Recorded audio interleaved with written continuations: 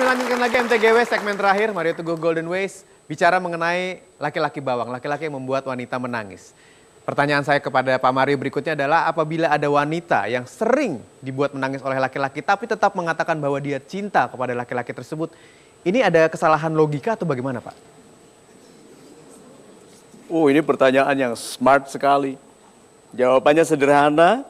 Sebelum kita lihat memesnya, dengarkan ini ya. Orang yang kau cintai belum tentu mencintaimu.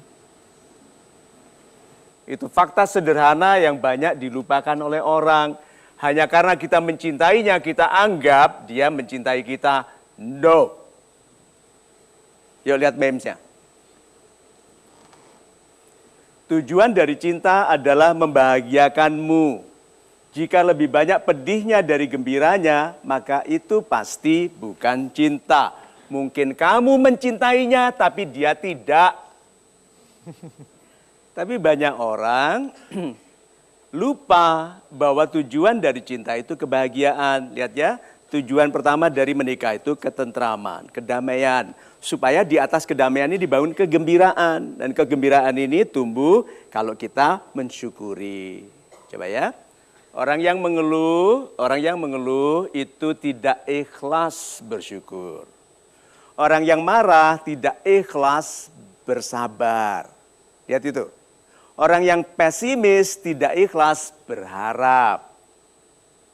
Nah, dari keikhlasan tadi jelas sekali bahwa kita banyak tidak ikhlas mengakui bahwa kita salah mencintai orang, lalu bilang terlanjur. Oke? Lihat ya, kesalahan-kesalahan terbesar dalam hidup adalah salah mempercayai orang dalam dagang, dalam pekerjaan, dan terutama dalam pernikahan. Salah mempercayai. Tadi kan beberapa kali disebut, menikah karena ingin, karena berharap. Berarti bukan yang dinikahinya yang penting. Apa? Keinginannya. Semakin Anda didesak oleh orang tua untuk segera menikah, semakin besar kemungkinan salah. Semakin Anda terdesak oleh usia, semakin kemungkinan besar salah. Jadi Anda harus damai sekali, nikahilah yang membahagiakan Anda. Karena kalau tidak, itu bukan cinta. Itu. Super Pak Mario, terima kasih untuk jawabannya, super sekali. Kita masih punya waktu yang ingin bertanya, silahkan. Ya Ibu. Selamat malam Pak Mario, malam, saya Ibu. Aprilia dari Cibubur. Yes, Saya Ibu. mau menanyakan bagaimana cara kita mensikapi seorang laki-laki jika laki-laki itu menyakitkan kita bukan dengan dia tidak setia, tapi dengan kata-katanya yang kasar dan menyakitkan. Baik, terima kasih. Super sekali.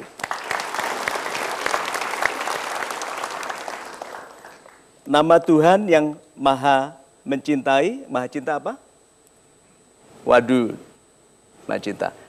Dekat dengan nama itu apa? Latif. Apa artinya? Lembut. Jadi kalau kasar, bukan cinta. Karena cinta itu lembut. Jadi laki-laki yang mau belajar mencintai, melembutkan kata-kata. Istriku, aku senang kau telah menikahiku. Jangan biasa panggil aku tell me. Coba. Iya loh. Tuh, kalau istrinya melakukan sesuatu yang tidak membahagiakannya atau kekasihnya, dia bilang gini, jangan diteruskan. Nanti lama-lama kita tidak bisa jadi sahabat. Dan itu yang saya katakan ke Ibu Lina waktu kita pertama kali kenal dan dikatakannya kepada saya. Ibu Lina akan katakan ke saya, honey don't do that, then we cannot be friends. Kita nggak bisa jadi teman loh. Saya bilang, love, jangan lakukan itu nanti. It's difficult for me to be your friend. Coba, dari awal itu begitu. Tanda awal, kasar, itu tanda awal tidak menjadi baik sendiri. Kekasaran tidak otomatis hilang setelah pernikahan. Malah jadi apa? Membesar kenapa? Merasa punya hak. Banyak laki-laki menyiksa istrinya, bahkan secara fisik karena punya hak. Berapa sering kita mendengar, saya menerima Pak Mario, saya sudah punya 2 anak, suami saya setiap kali tidak setuju dengan saya ditampar. Saya harus apa, Pak? Coba. Berarti ke orang tuanya tidak tanya, kenapa? Malu, karena dulu pasti dilarang oleh orang tuanya menikah dengan laki-laki itu. Kalau sampai tanya di media massa, itu berarti dia sudah helpless, sudah tidak ada pertolongan lain. Maksudnya tidak ke keluarga, karena keluarganya paling dikecewakannya waktu menikah dengan laki-laki itu. Jadi laki-laki kasar, hati-hati ya. Nih, wanita, laki-laki yang membanggakan pacarnya dulu, kekasihnya dulu, hati-hati. Itu, dia memuji kekasihnya dulu di depan Anda, hati-hati. Bicara dengan santai ke mantannya di depan Anda, hati-hati. Kasar kepada Anda, hati-hati. Sebelum menikah, jangan libatkan diri Anda dalam kehidupan orang yang kasar. Get away, get off. Terus bilang gini, tapi saya terlanjur sayang. Ya itu masalahnya, terlanjur, tinggal. Tapi sakit, Pak. Hei, dengarkan ini. Gak usah salah pilih menikah. Kita pergi ke restoran Padang. Rebutan daging, semua dapat daging, kita dapat lengkuas. Itu sakitnya sampai di sini.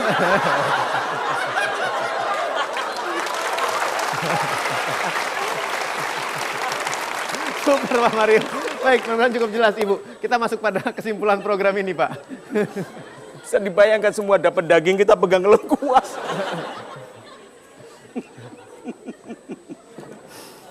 Ternyata jadi motivator itu harus bisa lucu juga.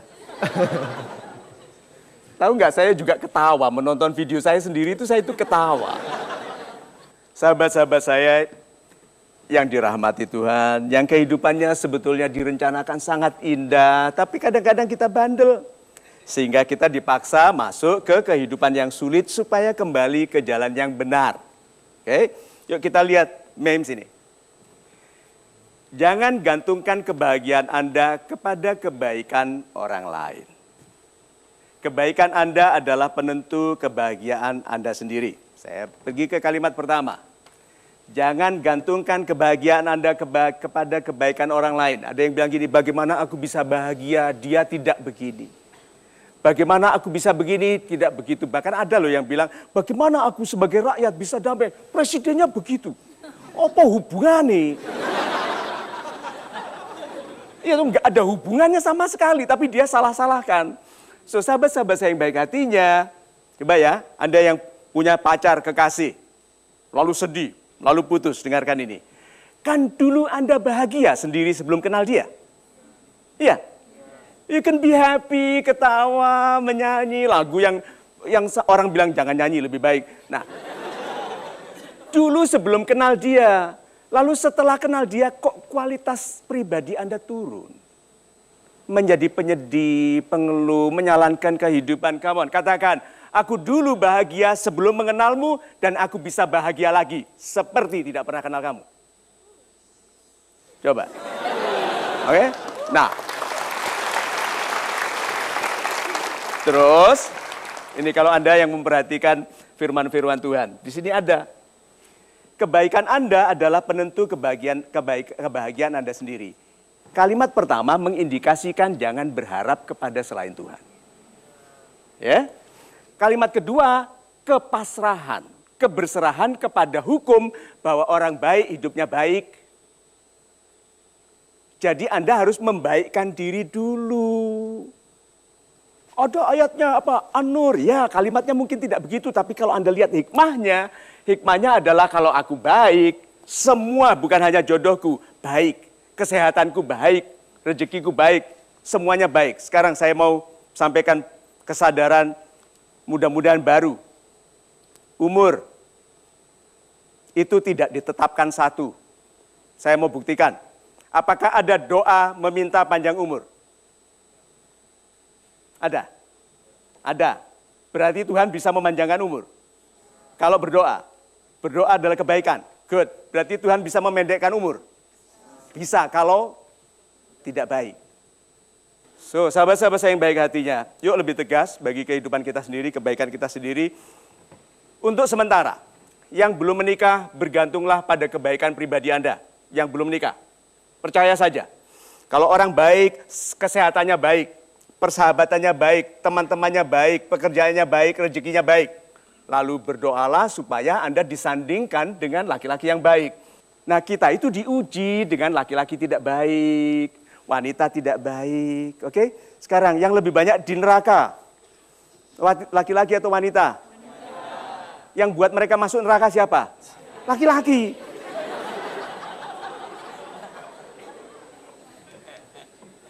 So, sahabat-sahabat saya yang baik hatinya, yuk kita ikhlas yuk, hidup dalam kebaikan. Jangan lagi bernegosiasi, tidak ada kebaikan di luar kebaikan. Mulai dari sekarang, kalau tidak membahagiakan, Anda tahu itu bukan baik, bukan kebaikan. Kalau Anda lihat baiknya, kelihatan baiknya. Kalau Anda mengeluh, kelihatan buruknya. Pilih yang membahagiakan. Gitu. Super sekali Pak Mario, pilih yang membahagiakan. Dengan menjadi pribadi baik, maka Anda akan mendapatkan kehidupan yang baik. Saya Hilbram Dunar, kita bertemu lagi minggu depan hanya di Mario Teguh Golden Ways.